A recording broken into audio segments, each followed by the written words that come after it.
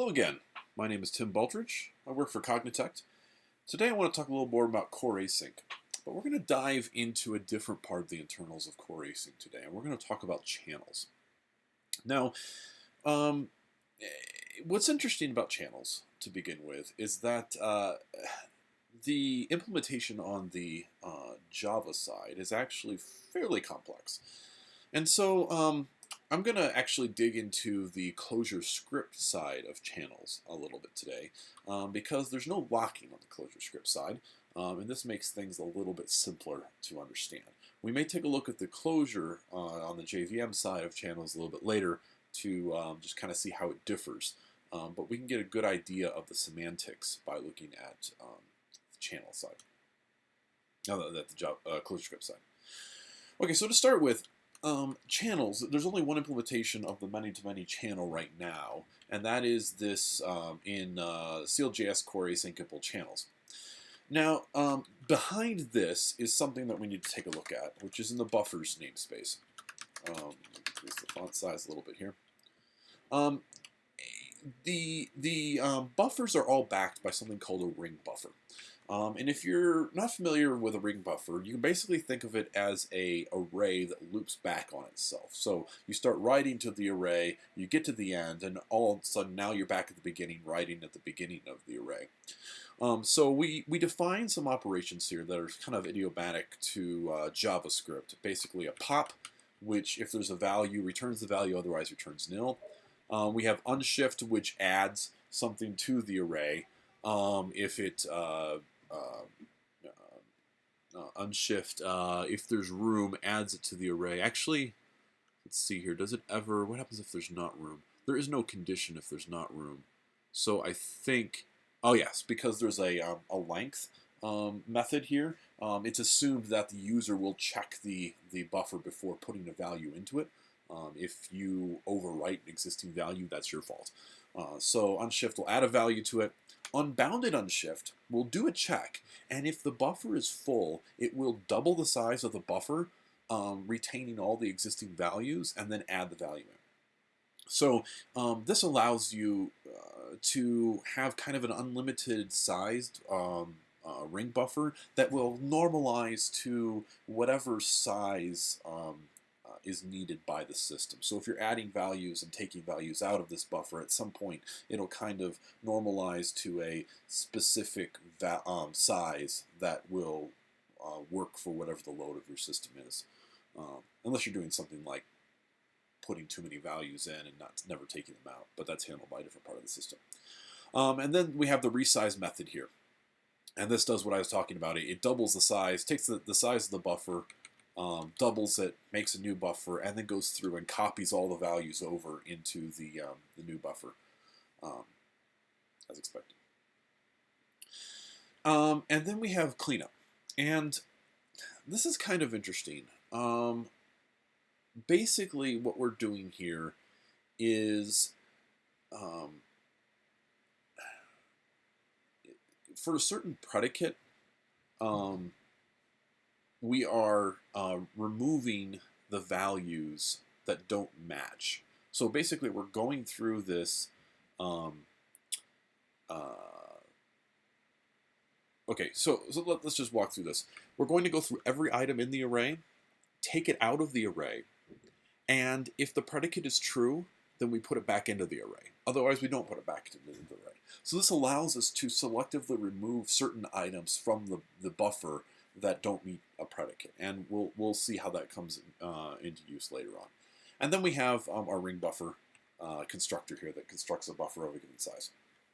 Now this is extremely fast in ClojureScript. I mean, underneath the sheets, this is basically using an array of JavaScript objects, and we'll probably get compiled by the JIT down to something that's just basic pointer arithmetic on a lot of this. So it works really well. And then we have our different implementations of fixed, dropping buffer, and sliding buffer that just provide different semantics and implement the buffer interfaces on that ring buffer. So both the queues on a channel and the actual buffer, the fixed, dropping, and sliding buffers, are all implemented with this ring buffer, using it in different ways. And we do this because there is really not a good version of a linked list queue that would do a linked list that would do what we want in JavaScript, where we have basically a JavaScript array and that's it. And doing certain things to that array can be really slow, and so switching to the ring buffer gave us a pretty big performance boost on the JavaScript platform. Okay, so channels consist of several things. Here we have takes, which is a ring buffer of pending takes. This little thing called dirty takes, which we'll get to later, which is just a mutable integer. We have puts, which is a ring buffer of pending puts into the channel, and dirty puts. And then we also have the buffer and closed, which is a Boolean value saying whether the channel is closed or not. All right, so let's think about this real quick. If we're going to write to a channel, what we're going to do is first thing we want to do is say any takers. Is there a taker at all for the put that we are putting in? If not, is there a buffer? And then once again, if there is a buffer, is there room? Room in the buffer. So that's kind of the semantics. If there's not room in the buffer, then we put it into pending puts. Is there a buffer? No, then we go into pending puts. If there's a taker, then dispatch taker. And if there is no room in the buffer, we put it to pending puts. If yes, we put it into the buffer. So let's look at this.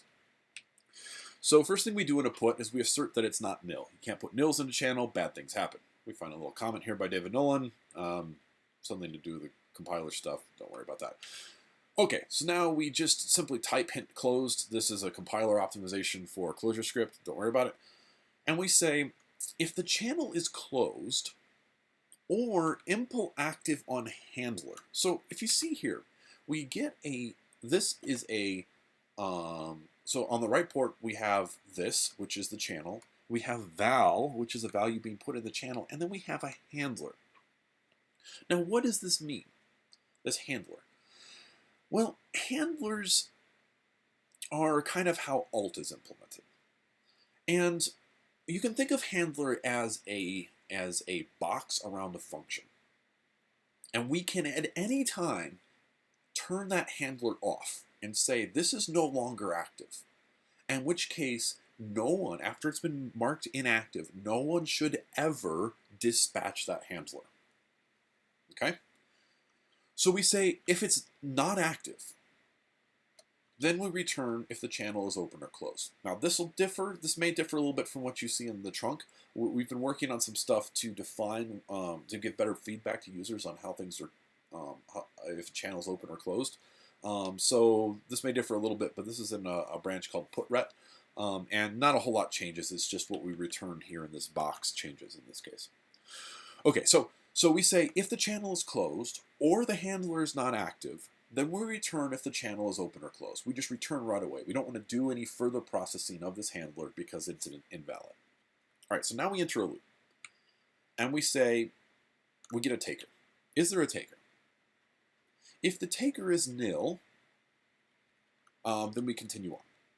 But if it's not nil, then we get to do a little check here. We say, is the taker active? The thing that we take, we pull out of the takes array, the ring buffer, is a handler itself. So we have to check if it's active. Now, once we check if it's active, if it's not active, then we just recur back up to the top here and get the next taker and the next one and the next one, next one, until all the takes are empty, and then we would go on somewhere else. But if it is active, then we commit the taker to get back the actual callback we want to dispatch to. And we have to commit our handler as well. And we get a value back. But we don't care about the value we get from the handler. And then we dispatch the take callback with the value that we got in over here. So we give it the value, and we dispatch that on our fake thread pool, which we'll look at somewhere else later on. And then we return the box of true, meaning that that the put succeeded.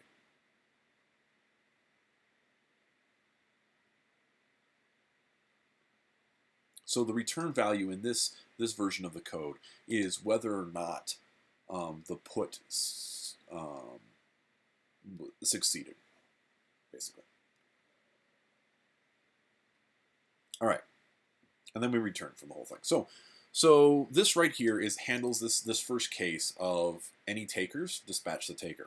Okay, that works. That's a simple case. Now, it says if the buffer is not nil and actually the logic here is a little bit backwards. This code is a little bit optimized, so you know things are interesting. But it says if the buffer is not nil and the buffer is not full, the Boolean logic here is a little bit interesting, but that's what this is saying. If it's not full and it exists, then we commit the handler and we add the value to the buffer and we return true. So we're going to take this value and put it into our internal buffer, which could be a fixed buffer or a dropping buffer or whatever, and then we just return true. And we have to commit the handler to say, okay, this succeeded. So now, down here, that handles the case if there's a buffer and there's room in the buffer, dispatch. So the final one we have is pending puts. So let's ignore this part here about dirty stuff. We'll deal with that later. And then we do an assert, and we say how many puts do we have? Is it greater than the maximum of pending puts? If so, then we throw this exception. Otherwise, we put it into the puts ring buffer, which is up here. So we have the puts ring buffer. And we have to create a box that has the handler and the value. So we're given a handler and a value, and we need to put that into a single value because we can't put two pairs of values into channels. So this is kind of just like a tuple box. Now, what's interesting here is that what's this with this max queue size? Well, if you can imagine, we do this unbounded on shift, which is that thing that resizes the ring array every single time, every time it grows out of bounds. So if we just continue to pile up puts over and over and over again, that ring buffer would just continue to grow until it consumed all of memory.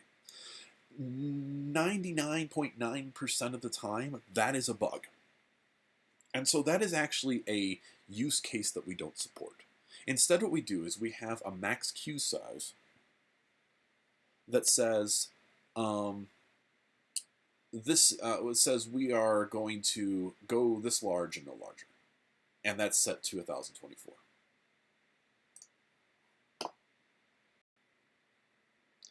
Okay, so that's set to 1024, which means that we can never have more than 1024 puts into pending puts at a time, which is fine for our use cases. All right. So what's the thing here about dirty, right?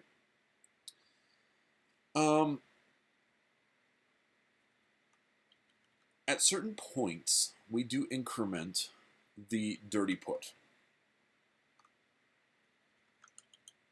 And this happens when, let's look at the logic here. Okay, so what happens is that occasionally, when we are putting stuff into this buffer, right, we're putting stuff into the buffer, the handlers will become inactive in certain cases. This happens with an alt, which means that there could be certain handlers in the puts ring buffer that are dead. They're just empty slots, and we don't care about them, but they are taking up a space. So if we put a handler into the buffer and it was canceled, and then we put another one into the buffer and it was canceled, put and canceled, put and canceled, and we did that 1024 times, this code would blow up because it would say, hey, you can have no more than 1024 pending takes. pending puts. Well, but we don't have any active pending puts, but we have inactive puts. But until a single taker comes along and tries to take out of this channel, those will never get cleared out. And so we have a problem with that. So that's what this does, is it says every time we put into the puts, we increment this dirty puts field. And then once in a while, we go and we say, clean out the array and pull out everything, only keep the values that are active, that are currently active. So originally, we were doing this sort of garbage collection on every single put or take, and that gets to be a problem when you have a large number of puts waiting. You know, if you have 100 items in this buffer, you have to actually check all 100 to see if they're all active, and that can take some time. So instead what we do is we have this max dirty field that just says every once in a while run garbage collection. Don't pay the penalty every time. Just pay for it every once in a while. And that's put up here, max dirty is 64. So every 64 puts or takes, we run the quote-unquote garbage collection on the channel. All right, so this is actually handled a little bit differently in the Java side. So in the Java side, we use like linked lists, and on those it's very cheap just to run through the array really quick and rip out the items that don't pass, because it's basically, you know, you pull out the item and do two-pointer updates to make the object on either side point to each other, and you're done. Because we're using ring buffers, we're not allowed to do stuff like that, and we actually have to run through the entire ring. We could probably implement linked lists, and they have to be like probably double linked lists maybe, in JavaScript, but that would take more time to write than just doing a ring buffer, and I'm not actually sure that it would be faster. Arrays are pretty darn fast in JavaScript. And so this works pretty well. Performance of this is just great. It works pretty well. This does mean that the max queue size is like 1024 minus 64, perhaps in some cases, but whatever. No one cares. All right. And then, because this is put into the puts buffer, it didn't actually execute. And so we return nil. And this tells the rest of the system that, you know what, that handler that you gave us, we didn't execute it, but we have it in a queue waiting to be dispatched when the time comes. All right, so that's takers. I mean, that's the puts. All right, so now what would takes be? Takes would say any puts. Are they pending puts? Then dispatch taker, dispatch the put callback and return value.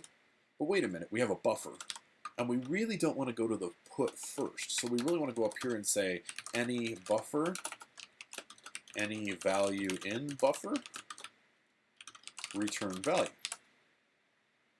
And any puts, dispatch the put callback, return the value. Anything else, then we put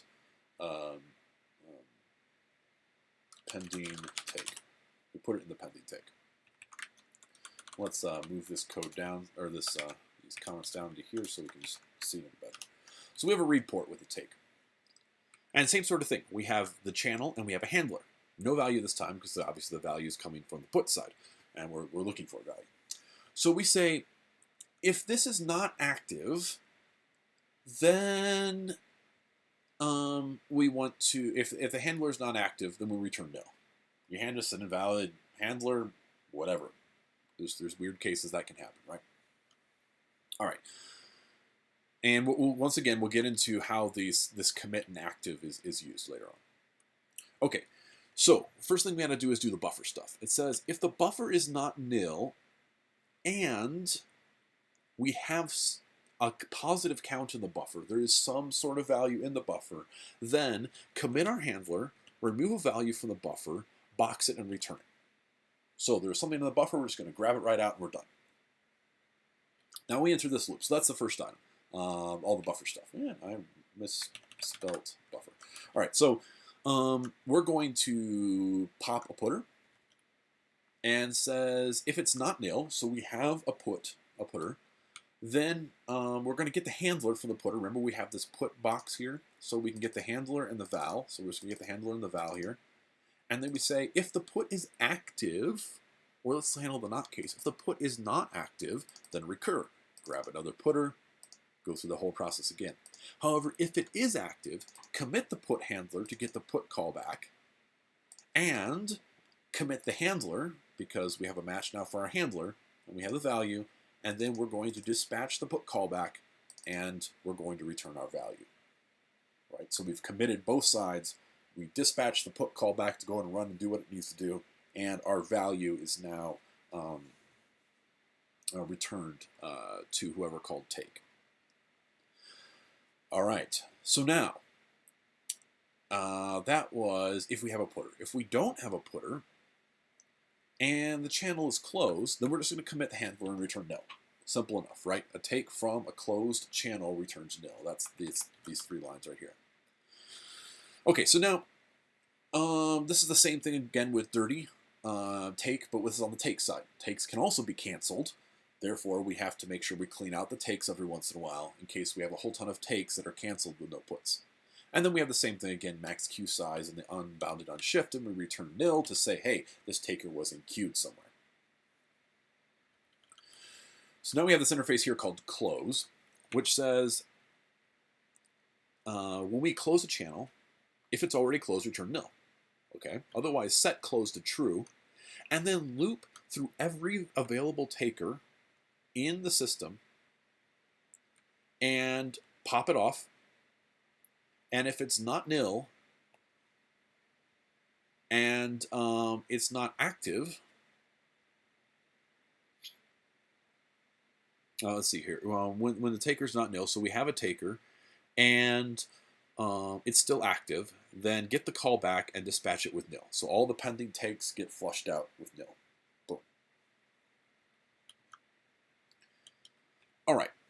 So there's an interesting use case here, an interesting question that people had, and that is, what are the semantics if the channel is closed, right?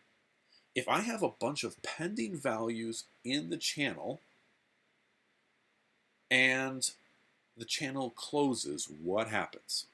And at first glance of this code, it's really easy to get tripped up because you have to think of the possible states of the channel. And the best way to look at that is to look at these two takes and puts here. We have two ring buffers, but what's really interesting is we could replace these two buffers with a single buffer and a flag that says if that buffer is a taking buffer or a putting buffer. Because, and here's the key, there can never, ever be pending takes and pending puts on a channel. Because if we have a put and there's a pending take, and we have multiple pending takes, and we now add a put, that put will be instantly dispatched. It will not be added to the puts buffer, and we still have multiple takes and no puts. If we have multiple puts and we have a single take, that take will be dispatched, and we will have one less put and still no takes. So those are the two states, right? Well, there's also a state where we have values in the buffer and we have no takes or puts whatsoever. Okay, so if the channel is closed, so we close a channel. We have a bunch of takes in the channel and we close the channel. What happens? All of the takes are instantly flushed with nil. Down here, here. We flush all the takes with nil. Well, what if there were puts in the channel? What if there were values in the buffer when that happened, right?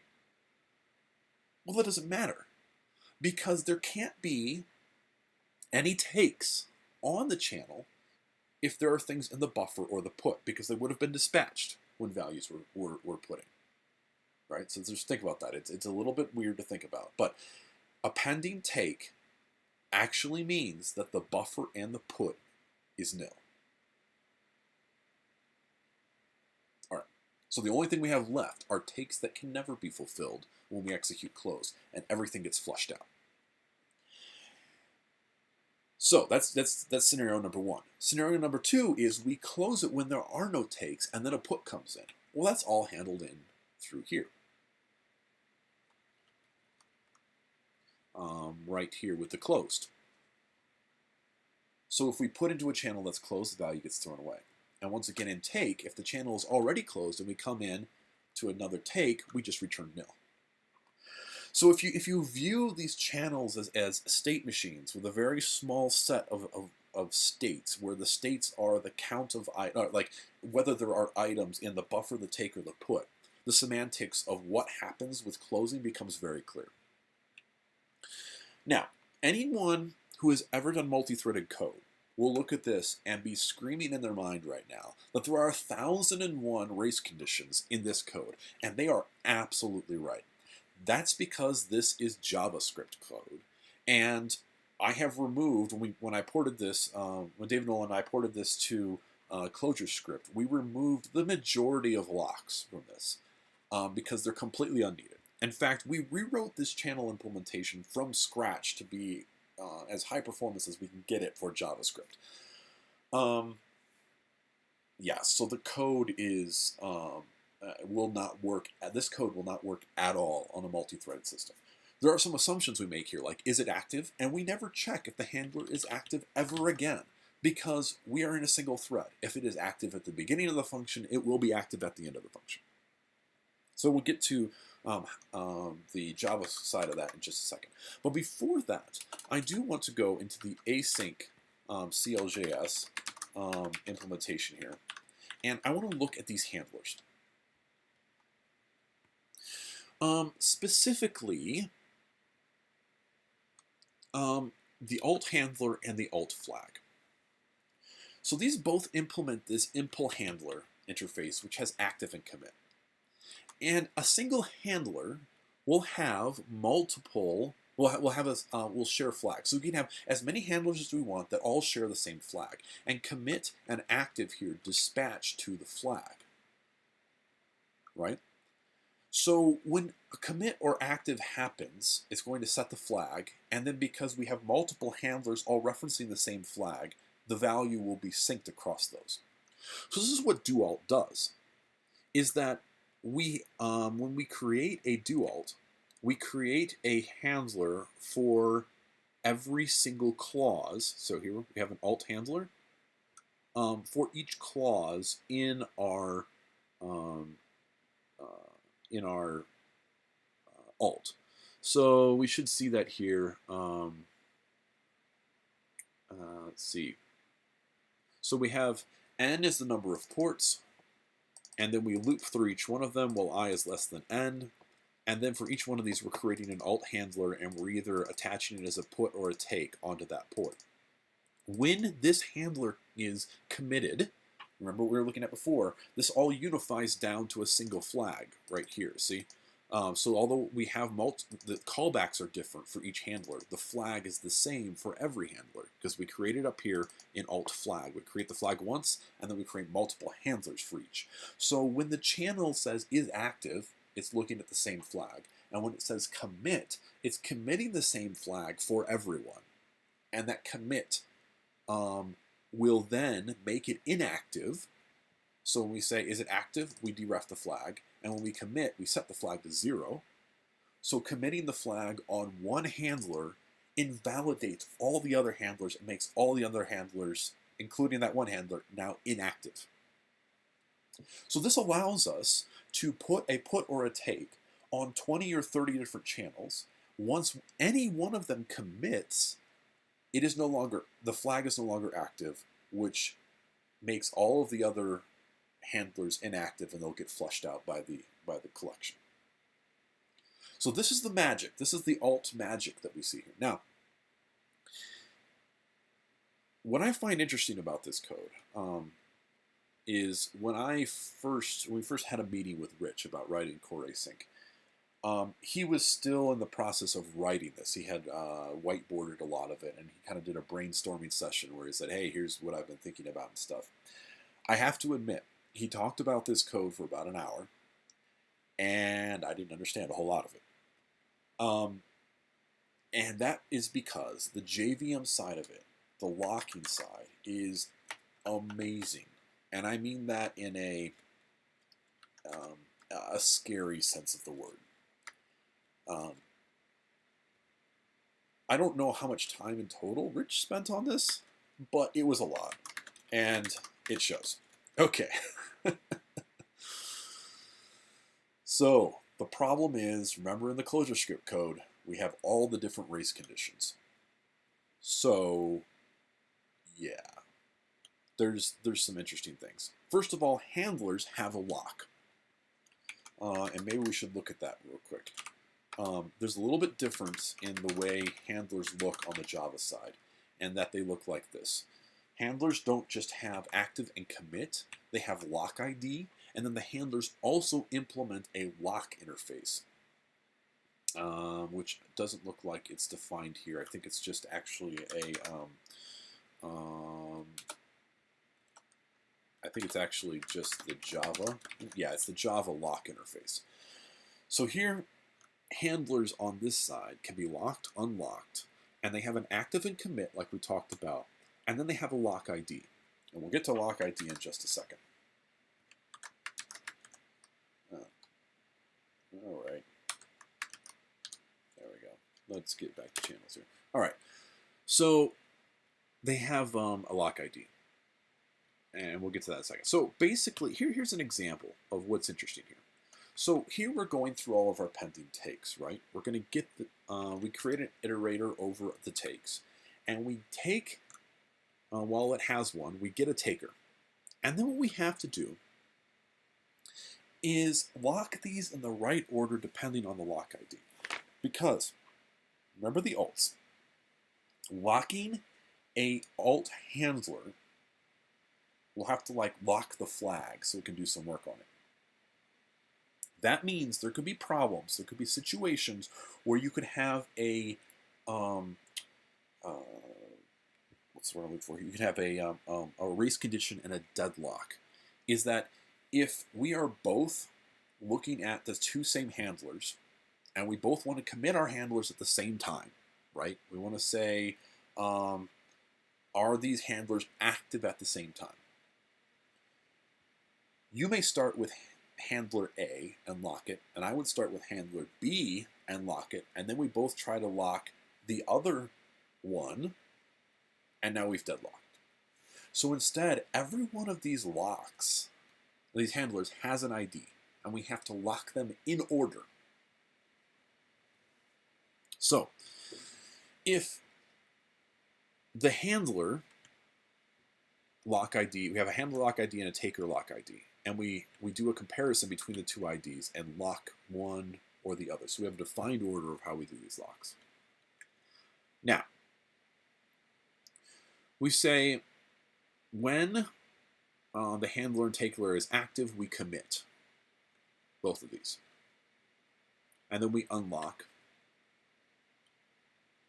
Let's see here. And then if, oh, okay, so the ret, it says when both are active, we return commit. Now these could be inactive. One or more of these could be inactive, in which case ret is going to be nil, and we will remove this item from the iterator and continue.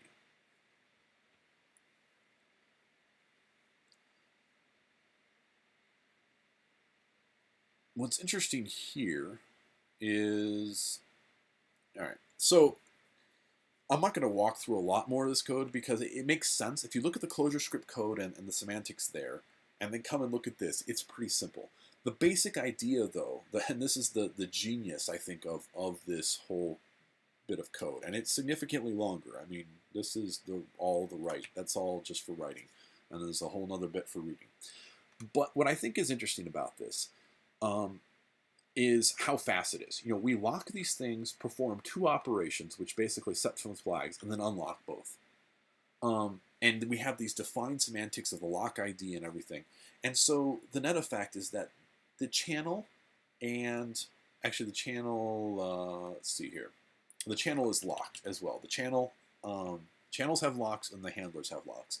This whole locking thing is very, very quick. Basically, you go in, attach something to the channel, and unlock, and you're done. Or you go into the handler, lock it, set 2 flags, and you're done.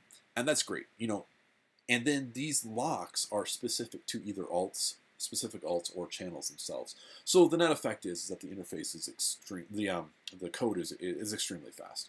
And this is the way that really locking should be done. I mean, Clojure uses locks in very contained ways, and because this locking stuff has already been thought through by Rich and already been coded, and we have tests around it and everything, you don't have to worry about this. You don't have to worry that there's locks. You can just hammer on these channels with multiple threads and things just work.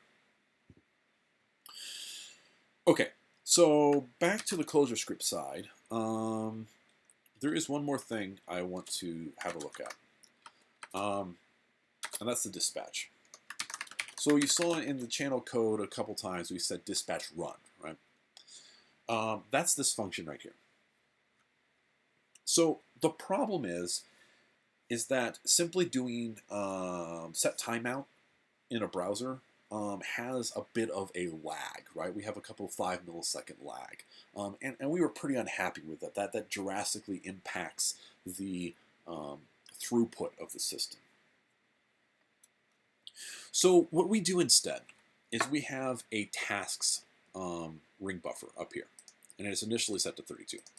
So we enqueue a function into the tasks ring buffer, and then we call queue dispatcher.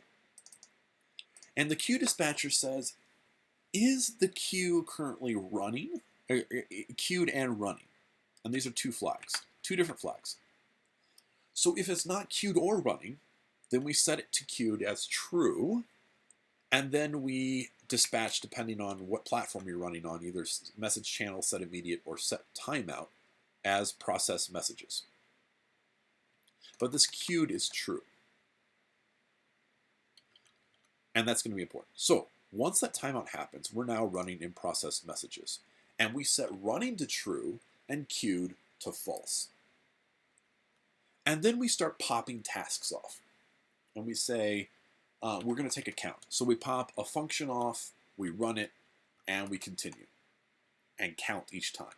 After we get up to task batch size here, then we set running to false. And then when we have remaining things left, we call dispatch, or queue dispatch.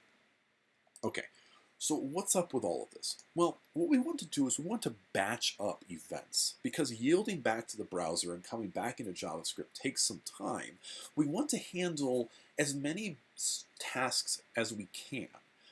But if we just continue to run until our queue is empty, then we may deadlock the browser. We like just lock down the browser, no UI is happening because we're just in some infinite loop, and channels are, we got some like ring of channels that just keep sending messages around and around and around, and it's never going to complete. So instead, what we do is we just count until we get task batch size, which is currently 1024. So we'll execute 1024 of these functions and then stop and yield back to the browser. But if we have remaining items, then we're going to set timeout once again to say, hey, as soon as you do your UI stuff, come back in here and let's run again. All right. So that's the 2 things. Is that running says, are we currently running? So that if the queue dispatcher gets called multiple times, we won't have multiple queued up dispatchers like piling up in the timeout queue.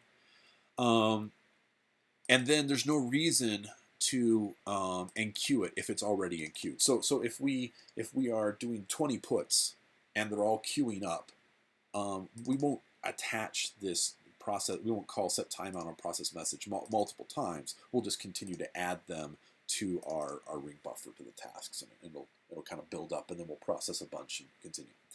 Now there is room for improvement here. I haven't taken the time to do it, but I would like to do a benchmark that does this time-based. So each time after it's done doing a function, it will check to see how long it took to execute that function, and then instead of a task batch size is 1024, we could set it to like 100 milliseconds. We're going to execute 100 milliseconds worth of tasks and then yield back to the browser and go over and over again. And that should provide a little more granular control over how we interface with the UI. But to be honest, we've done a lot of tests with this and no one's complained, and I haven't seen a problem yet. So it could happen. I can probably devise some code that would give unacceptable behavior, but I haven't seen that happen in production. Yeah, so that's the dispatcher, and that's about it. I mean, the rest of the code is pretty straightforward. You can go and take a look at it. Like I said, we're currently, this code is a little bit different than what's in master. I hope to merge this into master somewhat soon with what's returned out of the channels. Besides that, it is pretty close. So thank you for watching. Be sure to, if you like the video, be sure to click the like button at the bottom.